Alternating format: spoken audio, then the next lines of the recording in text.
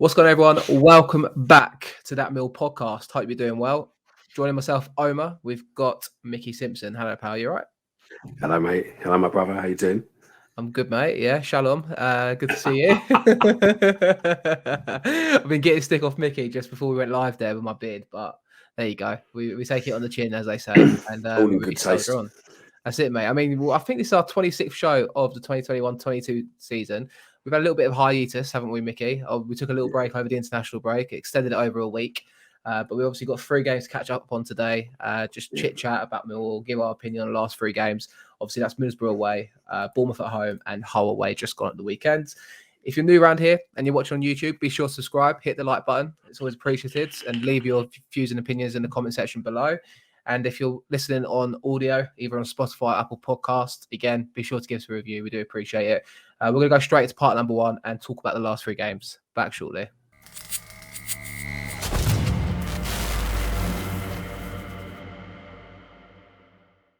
Welcome to the first part of the show.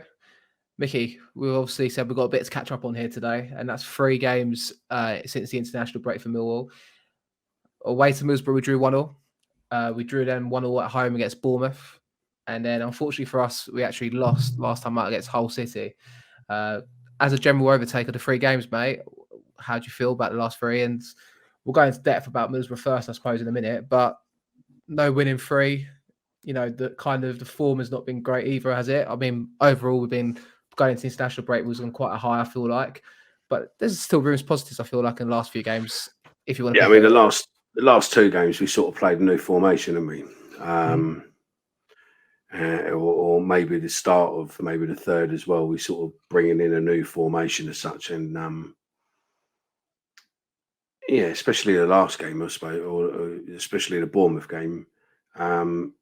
It was exciting, wasn't it? You know, to play that way at home gave a bit of a lift, a bit of positivity on social media. I mean, the last game against Hull, we should have nailed that up. We should have been 3-4-1 up, really. But again, it just shows everything what we're missing. You know, it don't really matter where we are with formation. We just seem to be missing a serial goal scorer, a striker, or an attacking midfielder who can score goals. So Millwall are currently in the league table, so to speak. We are sitting in 10th place, 20 games played, only 6 wins. But you'll take that at the beginning of the season, wouldn't you? Yeah, 9 draws and 5 defeats, sitting on a goal difference of -1 and 27 points taken from them 20 games. Goals scored has obviously been an ongoing issue for Millwall under Gary Rowett, so to speak. I'm going to take a different angle, and I'm going to say defensively, we need to sharpen up a bit more as well. I think we've only had 4 clean sheets all season in 20 games, which is obviously a 1 in 5 rate. For Millwall, that's, kind of a shock to the system, isn't it? The last couple of seasons, Bart's always been in contention for the Golden Glove, so to speak. I think the season before last, he won the Golden Glove. And he's always had a good record of keeping clean sheets. I don't necessarily think it's his fault. But, I think as a collective, just a lot of individual mistakes seem to cost us in games where, we've had chances, like you say, to score goals. But also we are scoring goals. We've scored in our last 3 games back-to-back. And I think even before the international break, we drew 1-1 with Derby. We beat Reading 1-0. Finding the back of the net, albeit in a steady rate, we're still doing that. It's just maybe goals against, we need to try and nip the bud in. I mean, we'll start with the Middlesbrough game. Like we said, there was a change formation after this game. But Chris Wilder's first game in charge at Middlesbrough, always going to be a tough place to go, wasn't it? And, It was a good solid point on the road in the end, I feel like. They were kind of on top, weren't they, for a lot of the game, but we rode our luck. And then I think we got the goal towards the end of the game. And, thankfully, got a point to take back home to Middlesbrough. Yeah, no, definitely. I agree with what you're saying about it defensively. We seem to be making silly mistakes. Players like Cooper, etc., who were always dependable, seem to have a mistake in them now. And I've got no idea why that is.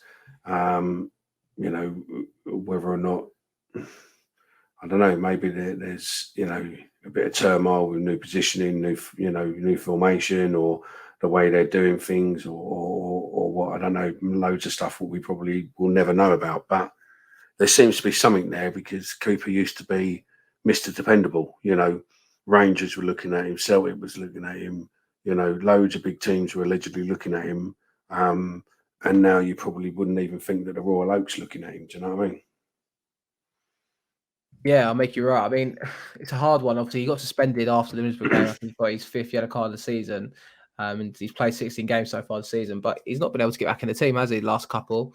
I mean, he obviously was on the bench for the game at the weekend. He was suspended for the Bournemouth game. We've obviously seen that change in shape, but I suppose individuals are letting us down, like you said there. I think even on Saturday, just gone against Hull, for George Honeyman's first goal, I think Danny Mack goes in for a tackle, misses the ball, and then we're caught napping down the right-hand side of the pitch. Dan Ballard's one-on-one the defender, ball goes in the box, Hutch tries to clear it with his head. It just falls straight into the path of Honeyman, and it was kind of a bit of a fortuitous ricochet, I think. But even the Bournemouth game, I think it was an individual mistake that led up to Solanke's goal. And the same goes for the Middlesbrough game, where I think we gave the ball away. Crooks then races away, and I think it's Watmore on the left hand side. He beats Ballard with ease. Ballard falls to the ground, clip to the back post. No one picking up the midfielder there, Crooks, and it's 1-0 at the time. And obviously, like I said, we got this equaliser later in the game. It was actually in the first half. Bit of fortuitous side of things for us. Bamba's ricocheted again, and it's gone into the back of the net. But I think it's defensively, it's a bit of an issue. I think we've changed formation, haven't we, Mickey? Maybe it's getting used to that. But how do you feel? Obviously, we've gone from this 5 at the back. Last 2 games we played a back 4. Are you glass half full, glass half empty about it? What's your kind of take on it? I'm still always half full, mate. Do you know what I mean? You've got to stay positive with it. I mean, let's be honest. I mean, we're always up and down with supporting Millwall, mate. We always expect far too much as a Millwall fan. We expect them to, really be top 2, top 3 position in the table every year, and the chance, and realistically, as long as we finish 4th from bottom, mate, on every season, then we're over the moon. If we finish in the top 10, then it's a result. If we finish within the top 6 and we get into playoffs, then we're over the moon. It's a trip to Wembley. But I think we are always we're always over expectant. Being a Millwall fan is always full of ups and downs. And if you're new to supporting Millwall as such, then and you haven't really seen a lot of the up and down, then you've got that to come, mate. You might have been on the glory for the last few years, mate, where we've had more trips to Wembley than Arsenal and stuff like that, mate. But it's definitely, our life is full of ups and downs being a Millwall fan. So, the way it is at the moment, it is what it is. But you just got to stay positive and get on with it. I mean, I'm still, I said a few weeks ago that, give it to Boxing Day and see where we are. But if we're in where we are now in Boxing Day, then I think it's still in. Yeah, I mean, it's obviously we had a testing little spell, didn't we, before we picked up a couple of wins for the international break. And, I think Huddersfield away was a tough one for me to take at the time. We spoke about it since, but, if you've not listened to it, there is a pod where Omar gives his views straight after Huddersfield, which is, it's a good listen. It's an honest listen. It was very hot at the moment, or heat at the moment, sorry. Obviously getting home 10 o'clock at night after driving up to Huddersfield and back. But I think, I think I'm really impressed with what he's trying to do and change things around. And I say change things around. Things haven't been terrible either. We've all said this. We're a steady team under Rowett. He's gone for a bit more kind of an open approach the last couple of games. We gave Bournemouth a really good game the other night. And, I think the Den factor is slowly creeping back in. If you look at our home form in recent games, we seem to be kind of difficult to beat, but also we're playing on the front foot a lot of the time. Since that Luton defeat where we lost 2-0, where we all kind of thought, panic stations here, what's going on? We picked up a 2-1 win against Stoke, beat Reading 1-0, drew 1-0 against Derby, should have got over the line maybe in that game, tough one.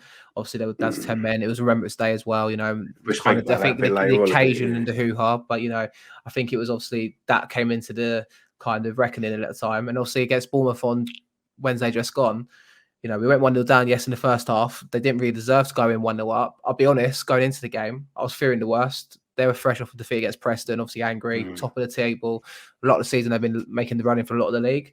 But I thought, it was the opposite for us, where we was in the game and had our fair share of opportunities in the first half. You go to the second half and just constant pressure. And Benicophobi's goal, it's like we're almost getting that kind of Colbo Lane home end return, if that makes sense, where at times under Harris was almost sucking the ball into the back of the net. And I think that's creeping back in at the Den, and obviously it's needed because, especially after a defeat at Hull on the weekend, we need to bounce back into winning ways the next time out, I feel like. No, I think you're right. I think it's that home advantage. When it's on full voice, you can suck the balls in the net. Those little chances, but we're going wide. Mm-hmm. They don't go wide. They just fall in place. I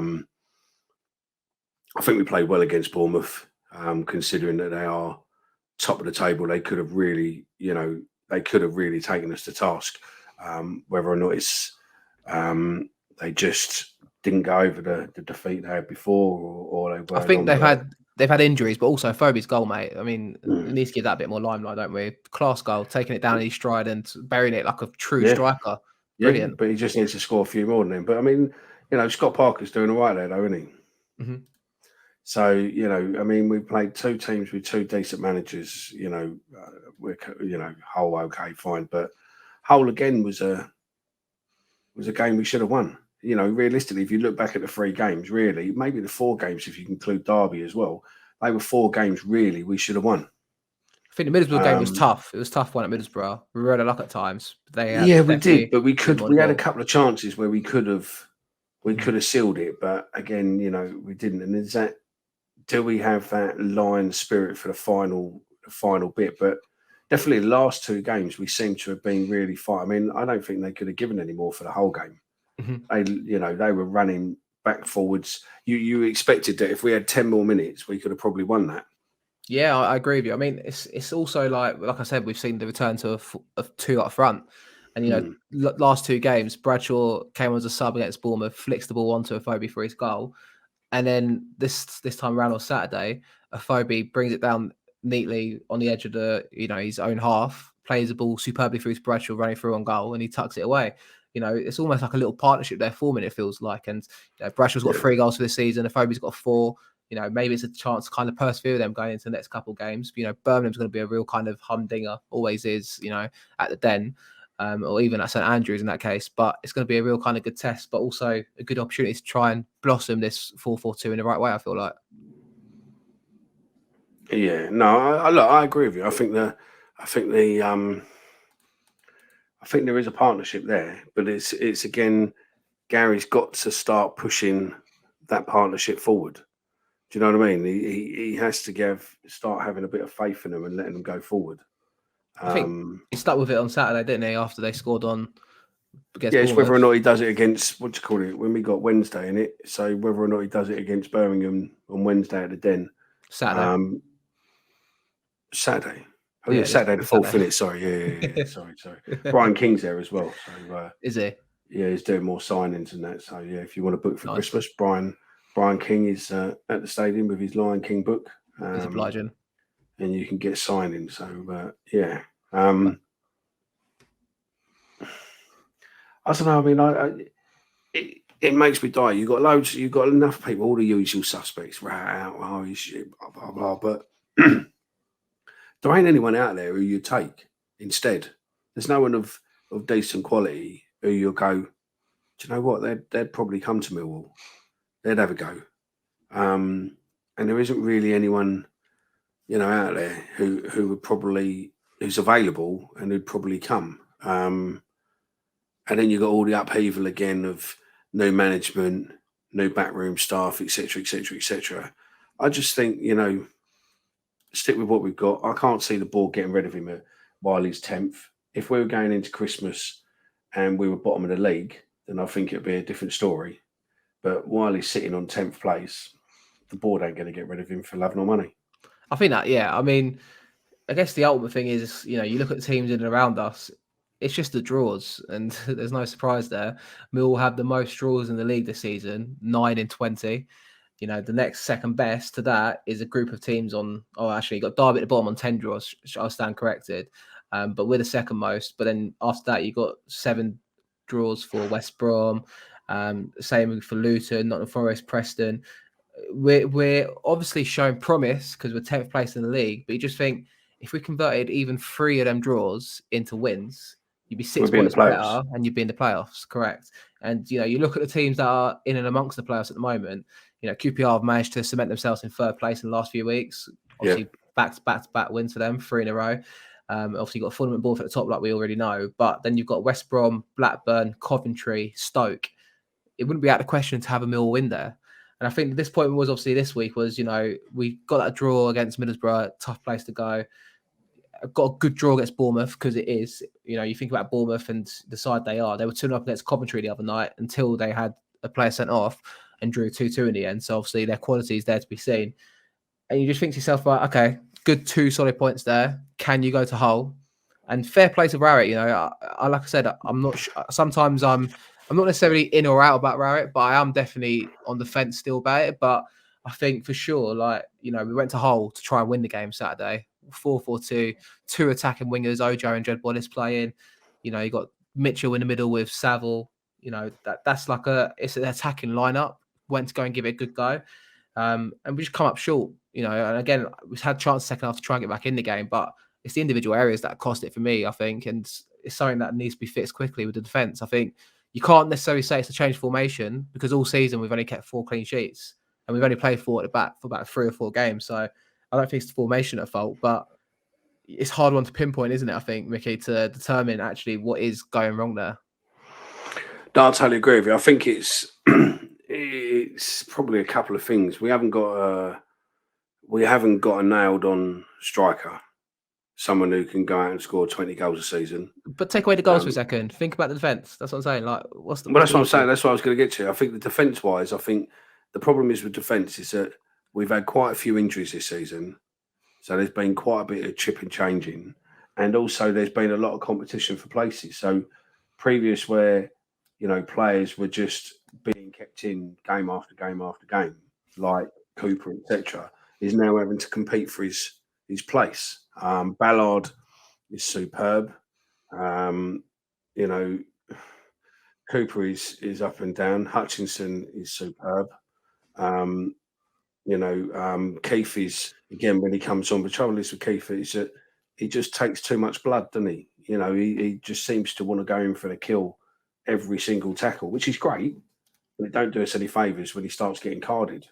Maybe that's another thing as well. If you look at our defence, I think there's been quite a few yellows through our defence this year, through our defence this season. So, maybe they're under pressure and they're going in really hard.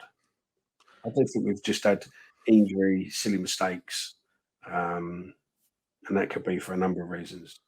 I think it's almost like a transitional bit at the moment. Like, we've seen him give up the 5 at the back at least the last 2 games.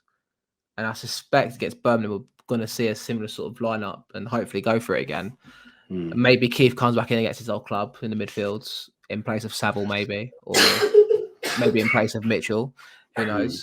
But maybe it's a case of it's a transitional stage at the moment where we've played this back 4, or we played the back 5 for a while. Now we're going to back 4 with 2 midfielders in the 4-4-2. Maybe it needs to be a balancing act to try and find that sort of setup there. It's obviously just, I think it's kind of grin it for now, but maybe it will come good. I do personally think I've seen a lot of promising signs. Like you said at Hull on Saturday, Mickey, we gave it a good go, and you just think like the penny will drop if we keep playing that way.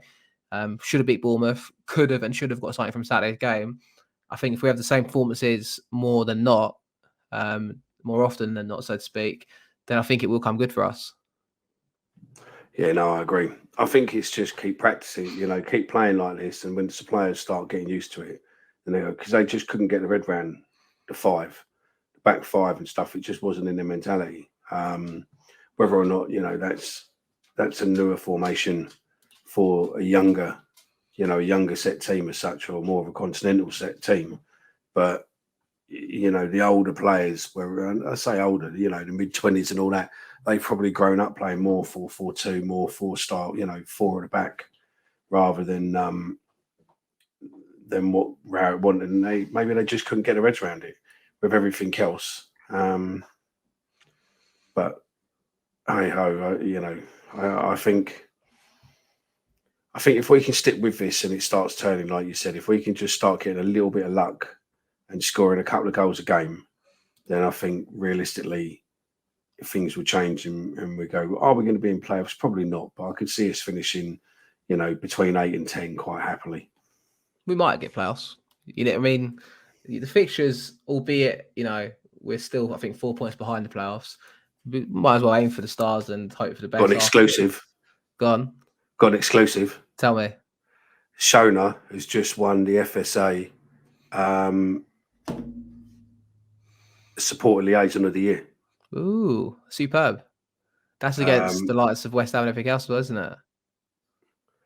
Yeah, I'm just confirming it now. Nice. Breaking news here with Mickey Simpson. I've got a picture of her up on the stage. Nice. I'm not seeing anything from the club tonight, so this is... No, it looks like she's won, mate. Nice, superb, good effort. Well deserved as well. I nominated. I was the first person to nominate her and get her on there because I think that she just deserves. She just deserves to be recognised for what she does. She's been superb through the COVID and everything else. When I was found on the board, she was in charge of disabled fans, and she was superb there. So, yeah, fantastic, absolutely fantastic news. Proper made up for her there, mate. Proper made up. Yeah, well done to her. And she beat me as well. I was up for it 2 years on the trot, mate, and didn't win. And she went up once and won it. So yeah. Maybe your hard work was put the legwork in to recognise Millwall, mate. Yeah, no, maybe. Fair play to her, because it's a tough task, I think, obviously pleasing Millwall fans, but you'd go far and wide to try and find someone to say something bad about that role she does. So yeah, it's well deserved, isn't it? Yeah. Definitely. So should we wrap up on part one, maybe? Yeah, definitely. Finish with a bit about Birmingham, and then maybe we can talk a bit more in depth about that. But obviously, Birmingham, tough place, tough team to have come down to the Den. Obviously, Lee Bowyer in charge, the Panto villain he is, obviously ex-Charlton manager. Should be an interesting affair on Saturday. Obviously, they played, I think, the last game they won against Blackpool. They had a kind of winless streak before that, but should be a tough game, Mickey. You know, Birmingham are a team that similar ambitions to us, I suppose. Always want to try and punch above their weight. They're only a point behind us in the table, so it should be a tricky game on Saturday against them. Yeah, I think. Sorry, mate. I'm all over the place. I'm getting texts for everyone in a minute. Birmingham. Yeah, no, I think Birmingham. I think it'll be a tough game, mate. They're similar record to us. They've got a negative 2 goal difference. They're only a point behind us. They've won 7, we won 6. They've lost a few more games than us, but it'll be a tough game. I'll let Mickey gather his thoughts here, and then we'll come back into part 2 where we'll do a bit of a general chit chat about Remembrance Day when we worked at the Den, or worked, have fun until at the Den. And I'm sure Mickey will be able to give more of an update on whether Shona's actually won the award or not. So we'll be back in a sec.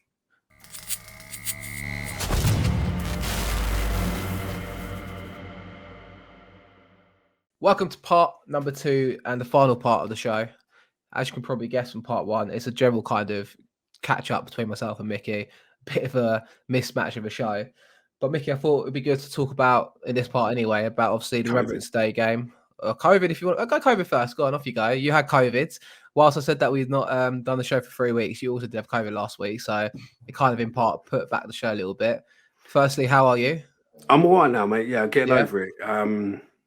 Yeah, it was all of us got it. Me and my missus. My missus is worse than me. She's got asthma, so she's taken a bit of hit on it as such. But we're all double jabbed, so thank God for that. Our asthma's still up in the air now, steroids and everything else, and ongoing treatment for it. But they reckon it should balance itself back down. The kids walked it. They were no real problem at all. My boy was worse probably a couple of weeks before we tested positive with it. I think the rules around COVID are a bit all fucked up, if I'm honest with you, because I had symptoms before, but tested negative.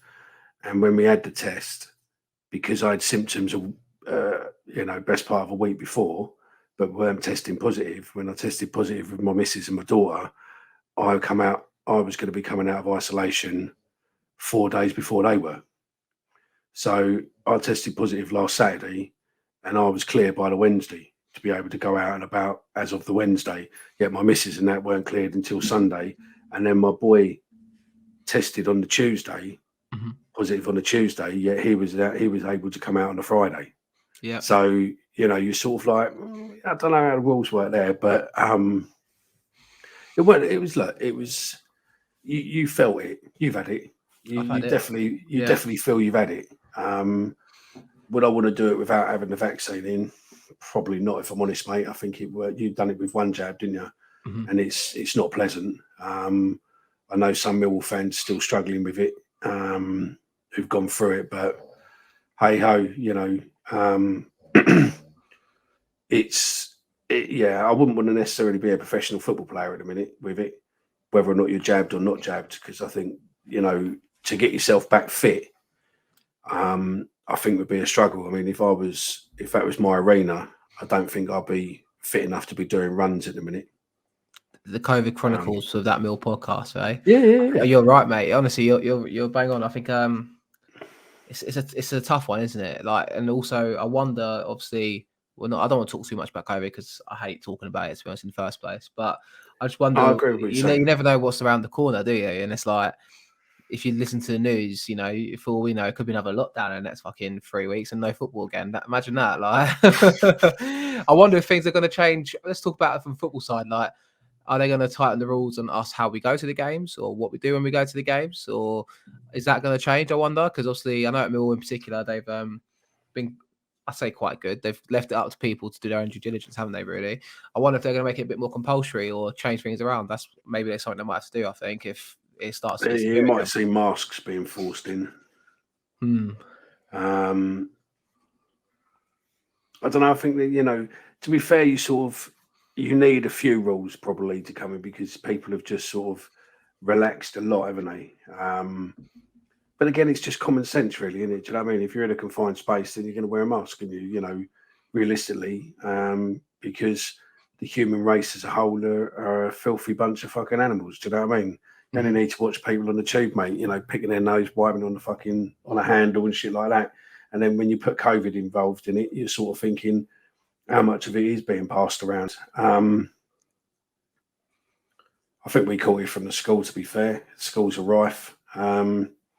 We watched it go through the school like wildfire. So yeah, it is what it is. But yeah, I think it's I think if you're a professional sports person, then I think, you know, if you had COVID for a week or was knocked out of it for a week, maybe a week and a half, then I do think you're probably looking at a month before you'll be back at full training and full, you know, back up to start looking as if you're getting correct, maybe 3 months. I think it's we like the catch-22. It hits people differently. I think I remember reading something about Ben Godfrey over at Everton, the centre half, and he said it took him a couple of months to really get over it. But then again, you've had people that have had it and then been back in business 2 weeks later. So I think for a footballer, much like how it is for everyone else, it can just depend, I guess, what stage it is, how it catches you. You know, it could be anything. Really. Yeah, no, definitely. Should we talk about brighter times? Yeah, let's talk about Derby game. You were there. Obviously, you were my right hand man for Derby. I've done an interview with all the soldiers and stuff, and unfortunately, you weren't around, or you weren't on that one. But what was it for you? I mean, pitch side on such an important game like that. Yeah, it was how was it for you? Yeah, it was brilliant. A good day, obviously. Get there a little bit early, obviously, didn't we? You know, about midday. And then obviously met all the soldiers and all the armed forces. It was great to see them all, really. A lot of them were Millwall fans, which you'd be surprised about. You know what I mean? Like, it's kind of, obviously, it's good that, you know, you've got a few, I think we had a few Scousers there and people from here, there and everywhere. But I get everywhere. Yeah, but it was impressive that obviously you picked out Millwall supporting armed forces people. And in the sense that, you know, the crowd were receptive to that as well. And obviously, you know, just like anyone else would be if they were pitch side, despite the fact they wearing uniform and overalls, it doesn't matter. They were there to enjoy the day as much as all the fans were, really. And I think that's what kind of adds to the occasion. And obviously we raised loads of money. I think the figure stands at what, 28,000 pounds now. It's quite a lot of money, isn't it? I think it's well over 26 grand now. I think which is fantastic. There's a good few hundred from Hoff. There's a good few grand from the Poppy shirt sales and stuff. So yeah, I mean, my scarf's up here from when we wore the day. Obviously, we bought the my scarf Poppy upstairs, scarf. My scarf's upstairs. But I can do is buy better quality ones next year. But yeah, no, other than that, they were good. Yeah, it was brilliant though. Even at the day, obviously, like, you know, the last post being pitch side for that. Even walking round and escorting the soldiers around just pre-game and putting them on each of the gates, which obviously we thought of and done. which was great. And then obviously kind of the fans receptive to that and being pitch side You to hear thought of that. people. You fair. No, we were. I wanted to put the soldiers round, and then I was going to be marking walls with tape, and you just went light bulb moment. What about putting them in front of the gates? And it just so happened that we had the right numbers, so it worked. We had more or less bang on, didn't we? Like, because also it helped build the atmosphere, and it would have been brilliant because obviously we had the last post and it was so respectfully observed, wasn't it? I think you could hear a pin drop when that was happening. My big worry was obviously being there is like people are late coming in, or if there's any away fans, Derby fans, like coming in chanting or anything. But it was impeccably observed. And then obviously when then the game starts, but then everyone's coming around, we're trying to get everyone in. And then I think a phobia has a chance, doesn't he, to score? And you're thinking, if he scored then when they're laying the roof down, there might well have been some armed forces on the pitch, I was thinking, or a pitch invasion or something, because the atmosphere was brilliant up to that point. And you're thinking, like, if a goal goes in right now, this could be eventful. Yeah, I was thinking the same, because you were obviously one side of Coldblow Lane end, and I was the other side of it. And we were sort of coming in towards the middle when they were doing all the cheer, just to feel there as well. And then all of a sudden I thought, if they had scored, I think we would have had the players on us. Yeah. And I think the armed forces would have been on the players. And I think it would have just been an absolute photo moment and superb. But I mean, one thing what I took from there, which I didn't really speak about when I'd done before, but we can hit it with you, is that how many interviews have we ever heard where they turn around and say the 12th man is, means a lot to us, blah, blah, blah, blah, blah, blah. And sitting in the stands, you don't really understand. But you were pitch side when that goal nearly went in, when the last post was done and the cheers afterwards. I've said it loads of times, but, get it from you. How loud is it pitch side with that crowd? Oh, massively loud. I think it was, 15,000 gate there, wasn't it, for Remembrance Day? Obviously a bit larger than usual, but you could hear, like, the not just necessarily the chant, but the roar, like the crowd. Like, I think if you're a player and you're a Millwall fan, for example, after the likes of Danny Mack and Billy Mitchell, I can only think of it being such a dream to play in front of that every other weekend, mate. Because it's definitely a 12th man, and you're right. You don't really notice it when you're in the crowd because obviously you hear your segment and you hear bits going on here, there, and everywhere. I liken it to maybe like if you're in a way and where it's kind of like it's sheltered in and it's echoed, but like having that kind of roar behind you, you hear players talk about it, but it really does make sense when you pitch side to hear it because it's different level, I think. And like I said to you, like as part one, like having the team play on the front foot, it brings the crowd into play. And even against Bournemouth, it wasn't our biggest gate of the season by a country mile, but I reckon you got about 9,000 Millwall fans there. But when we're attacking, we're knocking on the door and we're trying to force the occasion, the fans just get behind you 1,000,000%. And I think that's the best thing about playing at the Den for Mill, and definitely something that Garrett needs to channel into going forward, I think. Yeah, no, I totally agree with you. But it's weird how it's as if, because you don't realise how much of a bank Millwall is. It's sort of like it's raised, the pitch in the middle sort of comes level when it's banked on either side, on either front and end. And you don't realise how loud that is when you walk on that pitch and you hear that crowd, and it's just immense. I mean, I've done it a few different things, and it never fails to excite me. It never fails to make the hairs stick up on your body. Do you know what I mean? You're on the back of your neck. You're just like, wow. It's a platform, isn't it? It's brilliant. It's unbelievable. And our fans never let us down. And the last thing about that day, obviously, the Derby game. Fair play to Wayne Rooney. He got dog's abuse for 90 minutes. And then after the game, was obviously taking the armed forces around. I don't think they were meant to run up to him to get pictures of him and stuff like that. But he stood there and got pictures of every single one of them, didn't he? I think, and you got to give him credit for that. He was getting chased around the pitch when he bless him. But he could have easily shoved it away or whatever. But I think, credit where it's due. He had time to take pictures. He was doing all the media. I mean, it was quite weird, wasn't it? Because our players were warming down. He was doing Derby TV and other media stuff. He's getting loads of abuse, like, oh, Rooney, come here, getting chased around the pitch. And he puts it aside, and then the Derby fella come over and their pictures taken with him and with the reefs and all this sort of stuff. Yeah. And then our players were coming over having pictures and getting, chased around pitch. It was, what it surprised me was is that all the way through it, the army were really massively respectful. They were like, full on military professionalism, everything else. And then afterwards, they become Millwall fan children. They see Rooney as well. It was, And it was like, That's Rooney. You know, I grew up watching him. I've got to have a Yeah. picture with him. Or Yeah. you know, our players. They just behave like kids, which was great. You know, it was probably more the fact that they've been on the beer most of the day. But yeah, it was. Are you You know, it suggesting was friendly Are you banter. suggesting they were well fed with alcohol throughout the day? They were well looked after by Millwall, mate. Of course, yeah, Millwall proper looked after him. So much yeah. appreciated to them again. You know, the club, Billy, Shona, and Shona wins the award today. So yeah, good luck to her. You're Made well up for it. giddy. You're so well giddy about that, aren't you? Mate, listen, I know what that award is, Mhm. and what it is to be nominated for that award. You know, in 2 years I was fan on the board. I was nominated for it 2 years on the trot, and when I nominated her, I said, "Look, I said, don't go in there thinking you're going to win it." I said because the chances are you're not. You're up against some really big players. You know, you're up against West Ham, who's been there years. You're up against Liverpool. You're up against some big names in the industry.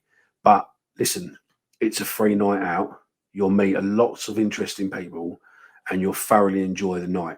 I mean, when I done it, it was two years at the Tower of London, in the market at the Tower of London. It's superb. They look after you. You get free drinks, free beer. Not like a lot of these award ceremonies where you have to buy your ticket. They give you a free ticket. Do you know what I mean? They give you a pair of tickets so that you and someone else can go, and it's superb. You know, you'll get to meet Gary Neville. I mean, I went one year where I got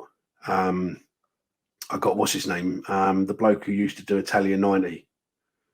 Is it James someone? I can't think of his name now, but he used to do the Italian 90. And James Richardson, yeah, yeah, well, yeah. James Richardson was there one year, and I was speaking to him, and he'd done a show blog, he'd done a show reel for Nick Hart for his podcast, Mhm. and you know, and that's what it's like. It's very laid back, it's very chilled, but it's a great thing to be involved in. And the fact that she won it, and on her first appearance, is just superb.